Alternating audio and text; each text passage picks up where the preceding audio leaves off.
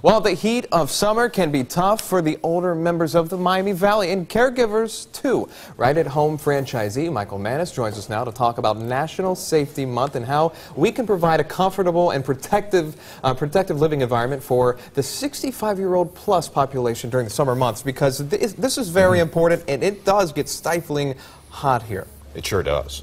And seniors, we were talking about before we went on, it's almost, when you get old enough, it's almost like care for babies. Right. You wouldn't want to leave the baby in the car if it's 95 degrees outside, okay? Yeah. So any senior with any type of memory issues or dementia or anything like that, you have to take precautions and do some very basic things to make sure that they don't succumb to heat exhaustion or worse. Let's dive into those. What are some precautions we can take?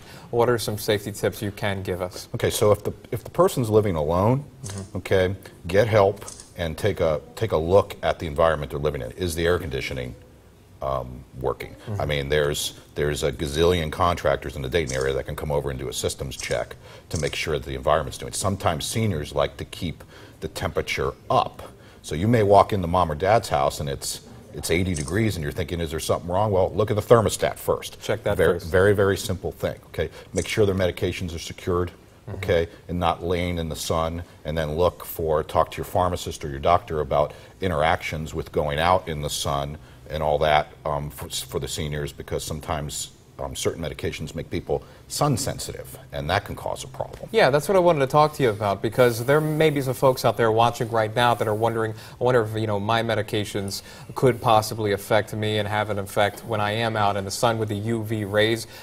Is there a specific type of medication that you see amongst some of your patients? Well, some of the antidepressant medications, okay, some of the dementia medications, you can be very sun sensitive, okay? So again, it may come back to memory issues. But a senior can also get very dehydrated quicker than you or I, and you got to watch for those symptoms, okay? Slowness of speech, dizziness, excessive sweating, all the things you'd have. Make sure that for instance, lots of seniors like to drink coffee. I like to drink my coffee. I'm sure you like to drink yours. My great-grandmother loved to drink Sanka. She always did that. Well, coffee will dehydrate you. So generally, 1 cup of coffee, 1 cup of water goes a long way to keeping people hydrated. The other thing you can do in the house is make sure, if it gets humid outside, sometimes doors stick, okay?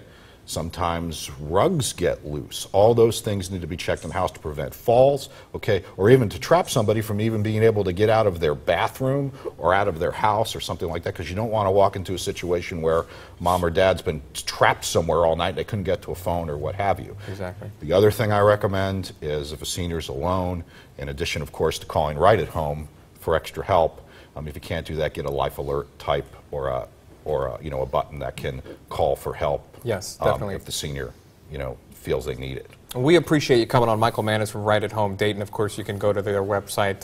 What is that again? It's www.rightathomedayton.com. Okay. Or our 24-hour number is 291-2244. And we'll put it on our website, WDTN.com, for you just a little bit. Great. Appreciate you coming on. All right, Good to Sean. see you again. All right. Katie?